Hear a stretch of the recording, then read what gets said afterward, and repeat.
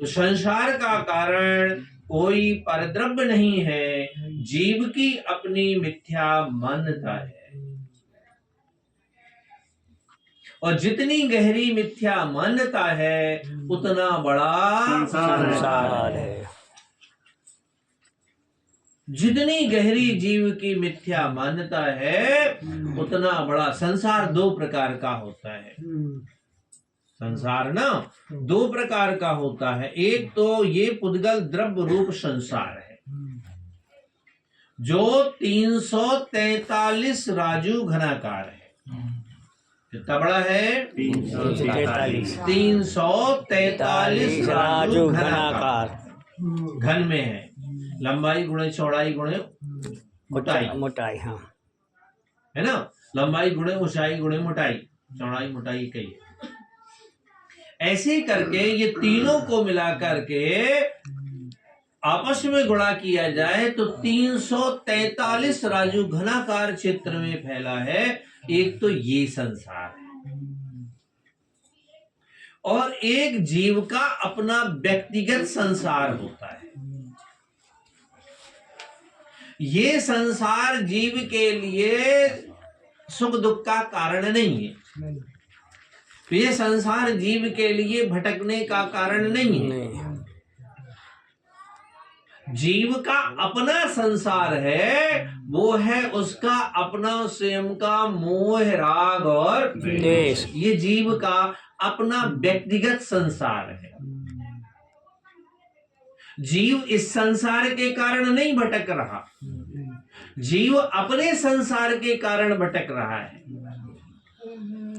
जहां जहां जितना जितना आपका मोह है, जितना जितना आपका राग है, जितना जितना आपका द्वेष है, ये आपका अपना व्यक्तिगत संसार है और यही आपके लिए संसार का इस संसार के कारण जीव इस संसार में भटक रहा है। ये संसार छूट जाए तो ये संसार भी छूट जाएगा।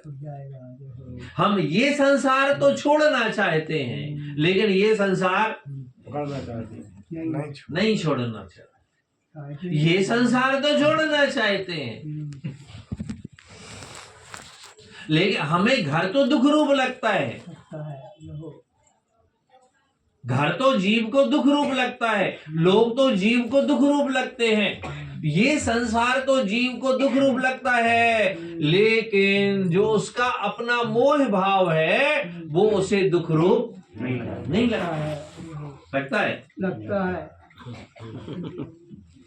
जीव को अपना मोह भाव दुख रूप नहीं लगता, अपना राग भाव दुख रूप नहीं लगता, अपना द्वेष भाव दुख रूप नहीं लगता। संसार को तो वो दुख रूप मानता है लेकिन मोह राग द्वेष को वो दुख रूप नहीं मानता। सही बात। कहाँ मानता है? नहीं मानता। इसीलिए पंडित दौलत राम जी ने लिखा है कि रागादि प्रगट ये दुख देन। ध्यान सुनना कि रागादि प्रगट ये दुख देन, तिन्ही को सेवत गिनत चैन। क्या कह रहे हैं? सही है।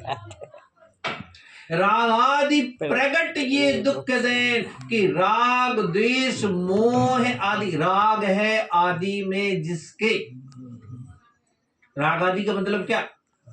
राग है आदि में जिसके, राग है प्रारंभ में जिसके, ऐसे राग द्वेष मोह आदि जितने भी परिणाम है। राग आदि का मतलब ये है, राग आदि का मतलब राग से नहीं, कहते हैं राग है आदि में जिसके, ऐसे राग द्वेष मोह आदि जितने भी परिणाम हैं, ये परिणाम जीव के लिए दुख को दुख को देने वाले दुख रूप है। क्या कह रहे? प्रकट दुख देन, प्रत्यक्ष में दुख रूप है। प्रकट प्रकट प्रकट मतलब प्रत्यक्ष में। राग आदि प्रकट जी, राग आदि प्रकट ये दुख देन, राग आदि प्रत्यक्ष में दुख रूप है। लेकिन तिन्हीं को सेवत गिनत चैन, उनका सेवन करता हुआ अपने आप को क्या मानता है? सुखी मान रहा है। गिनत चैन, क्या सुख है घर में, मोह में क्या सुख होता है। जो दुख रूप है उसे मानता है अच्छा सुख रूप। तिन्हीं को सेवत गिनत चैन, तिन्हीं को सेवत गिनत चैन, उनका सेवन करता हुआ, उनका पोषण करता हुआ, उन भावों में रहता हुआ अपने आप को क्या मानता है? सुखी मानता है। जो दुख रूप है उसे मानता है सुख रूप। तो रागादि प्रकटिए दुख दैन, तिन्हीं को सेवत गिनत चैन, और आत्म हित हेतु विराग ज्ञान ते लखै आपको कष्ट दान। आत्महित हेतु, आत्महित के कारण, आत्महित, आत्महित के हेतु मतलब कारण, आत्महित हेतु, आत्महित के कारण,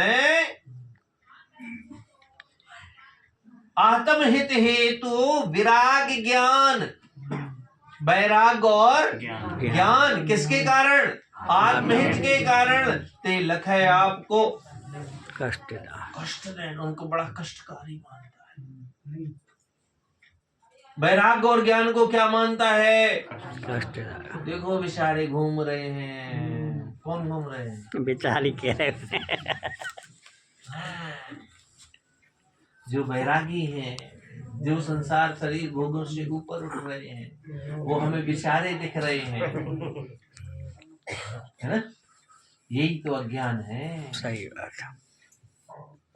यही अज्ञान भाव है कि जो दुख का कारण है उसे सुख का कारण मानता है, और जो सुख का कारण है उसे दुख का कारण। आत्महित हेतु विराग ज्ञान ते लखै आपको कष्ट दान, उसे वो कष्ट देने वाला लगता है।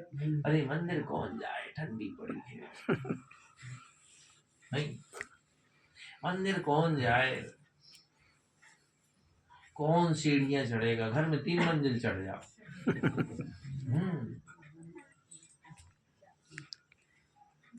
लेकिन वैराग्य और ज्ञान जीव को कष्ट देने वाला लगता है। जीव सोचता है अरे कौन व्रत ले, कौन नियम ले, कौन संयम ले।